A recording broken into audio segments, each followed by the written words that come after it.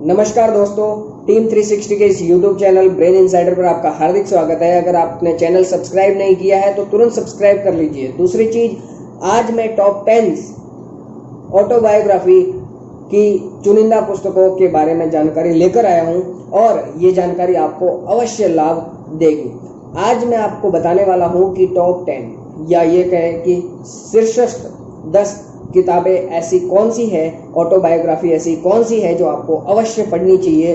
तो पहली किताब है स्वामी विवेकानंद एक जीवनी।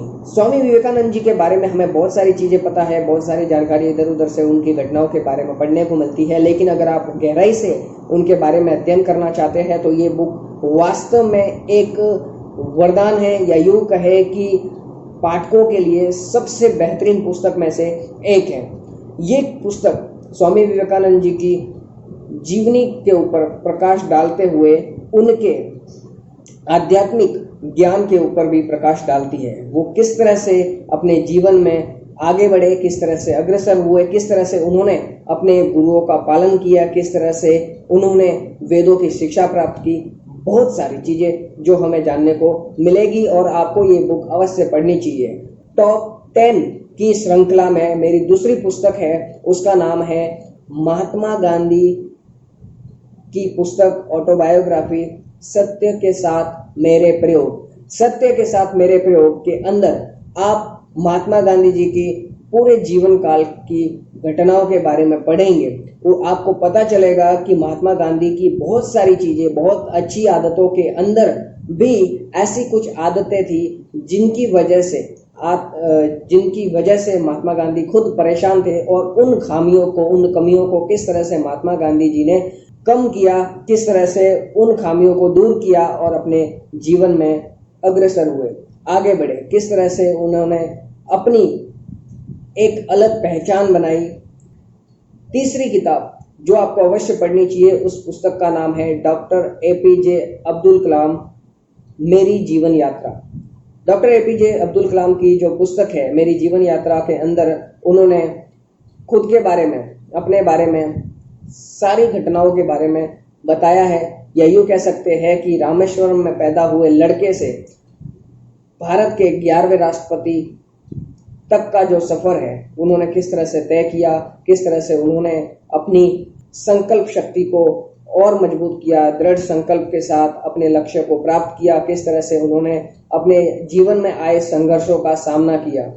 ये पुस्तक उन पाठकों को अवश्य पढ़नी चाहिए जो कि अपने जीवन में कुछ बड़ा करने की सोचते हैं, जो ये विचार करते हैं कि हम किस तरह से साधारण से असाधारण की ओर आगे बढ़ सकते हैं। ये पुस्तक वाकई में अपने आप में एक अलग ही भूमिका निभाती है। ये कह सकते हैं कि डॉक्टर एपीजे अब्दुल कलाम के बारे में जो कुछ हमें पढ़ने को मिलता है वो वाकई एक अलग ही मिसाल है। मैं मिसाल से ध्यान आता है कि डॉक्टर एपीजे अब्दुल कलाम को मिसाइल मैन की भी उपाधि प्राप्त हुई है। चलिए चौथी पुस्तक के ऊपर अब एक बार नजर डालते हैं। तो चौथी पुस्तक जो है, मैं आपको बताना चाहता हूँ कि वो भी पुस्तक डॉक्टर एपीजे अब्दुल कलाम की ही है, जिसका नाम है अग्नि की उड़ान।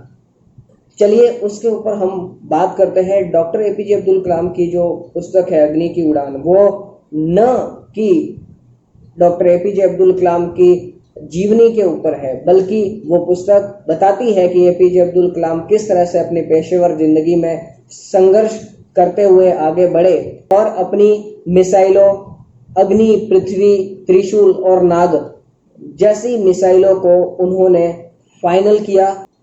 चलिए तो नेक्स्ट पुस्तक के बारे में बात करता हूँ, वो है सुभाष चंद्र बोस के ऊपर। उस पुस्तक का नाम है नेताजी रहस्य गाथा। नेताजी की रहस्य गाथा, ये कह सकते हैं कि नेताजी की मृत्यु के ऊपर, नेताजी के देहांत के ऊपर बहुत से सवाल अभी तक खड़े हुए हैं। अभी तक कोई भी पहेली सुलझी नहीं है, लेकिन उस पुस्तक के अंदर बताया गया है कि किस तरह से राजनीतिक षड्यंत्रों से उनकी कथित मृत्यु को आगे से आगे बढ़ाया गया और अभी तक वो गुत्थी सुलझी नहीं है। तो वो आप पुस्तक जरूर पढ़ें, और वो पुस्तक वाकई में सुभाष चंद्र बोस की जीवन गाथा के ऊपर है और उनकी रहस्य गाथा के ऊपर है कि किस तरह से उनकी मृत्यु हुई। अगली पुस्तक का नाम है सचिन तेंदुलकर मेरी जीवन गाथा, या मेरी आत्मकथा कह सकते हैं, playing it's my way. Sachin Tendulkar को आज कौन नहीं जानता, बच्चा बच्चा जानता है उनके बारे में, लेकिन उनकी जो आत्मकथा है, उनकी जो ऑटोबायोग्राफी है, उनके जीवन के बारे में है, बहुत कम लोगों को पता है। 16 साल की उम्र में पाकिस्तान के खिलाफ खेले जाने वाले मैचेस के अंदर सचिन तेंदुलकर का चयन हुआ और उन्होंने बहुत ही एक रोमांचक तरीके से मैच को जिताया और मैच को आगे बढ़ाया। ये पुस्तक सचिन तेंदुलकर की जो मैं बात कर रहा हूँ, ये पुस्तक आपको अवश्य पढ़नी चाहिए। तो मेरी अगली पुस्तक है मेरी कहानी unbreakable Mary Kom. Mary Kom जो कि बॉक्सिंग में आने वाली वो महिला है जिसने विश्व स्तर पर एक अलग पहचान बनाई। हालांकि मैरी कॉम एथलीट में जाना चाहते थे और उन्हें बॉक्सिंग के बारे में इतनी जानकारी नहीं थी, लेकिन उन्हीं के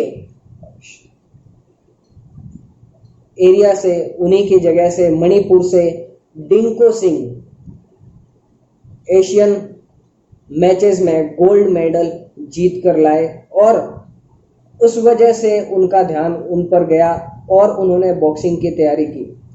बात ये नहीं है कि बॉक्सिंग की उन्होंने तैयारी की, लेकिन मैरी कॉम की इस ऑटोबायोग्राफी में पता चलता है कि उन्होंने किस तरह से अपनी प्रैक्टिस को आगे बढ़ाया, किस तरह से विपरीत परिस्थितियों में भी खुद को आगे बढ़ाया, किस तरह से उनके परिवार वालों ने उनके बारे में उनके लिए बताया कि बॉक्सिंग अपने आप में प्रोफेशन जो है लड़कों का है, लड़कियों का नहीं है, लेकिन उन्होंने फिर भी अपनी जिद पूरी की और बॉक्सिंग में नाम कमाया। अब हम अगली पुस्तक की बात करते हैं।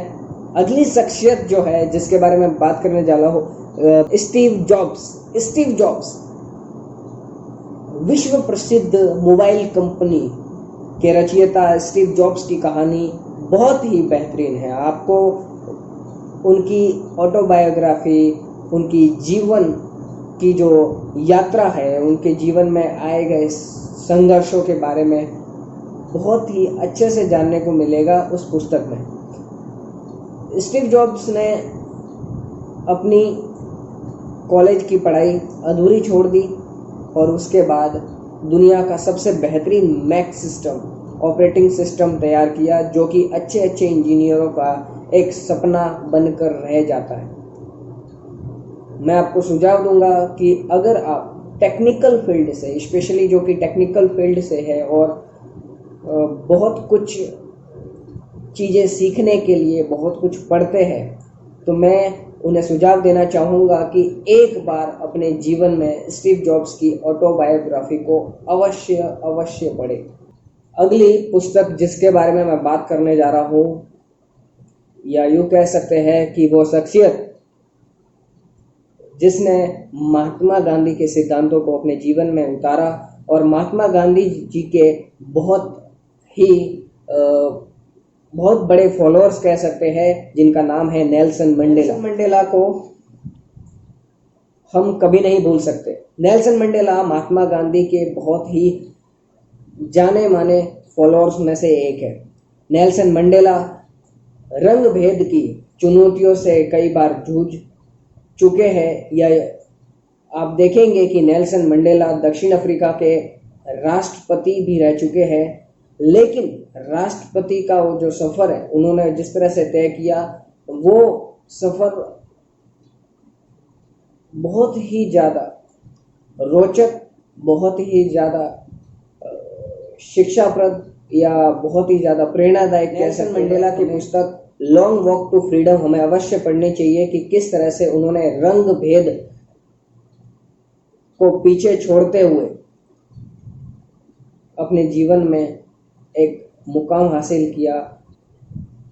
अगली शख्सियत है जिसके बारे में हमें पढ़ना चाहिए, जिनकी ऑटोबायोग्राफी हमें अवश्य पढ़नी चाहिए, उनका नाम है Benjamin Franklin. Benjamin Franklin America के राजनेता के रूप में ऐसे व्यक्ति है जिन्होंने आज़ादी में बहुत ही ज़्यादा, बहुत महत्वपूर्ण भूमिका निभाई, बहुत महत्वपूर्ण योगदान दिया, या उनके योगदान को इस तरह से आप समझ सकते हैं कि उन्हें द फर्स्ट अमेरिकन के नाम से भी जाना जाता है, द पहला अमेरिकी व्यक्ति। बेंजामिन फ्रैंकलिन की कई घटनाएं, उनके जीवन से जुड़ी हुई कई किस्से ऐसे हैं जो बताते हैं कि वो बहुत ज़्यादा चीज़ों के ऊपर विचार विमर्श करके अपने जीवन में आगे बढ़ते थे। तो चलिए, अब सारी पुस्तकों के ऊपर हम बात कर चुके हैं और सारी ऑटोबायोग्राफी के विषय में मैं आपको बता चुका हूँ। अभी जितना भी वीडियो देख चुके हैं उसके ऊपर पूछे गए सवालों के उत्तर देने का वक्त आ चुका है। तो डिस्क्रिप्शन में जाइए, लिंक को क्लिक कीजिए और तुरंत पूछे गए प्रश्नों के उत्तर दे दीजिए और आगे बढ़िए हमारे YouTube चैनल के साथ और आगे बढ़िए हमारे उन प्रश्नों के उत्तर के साथ। Thank you so much.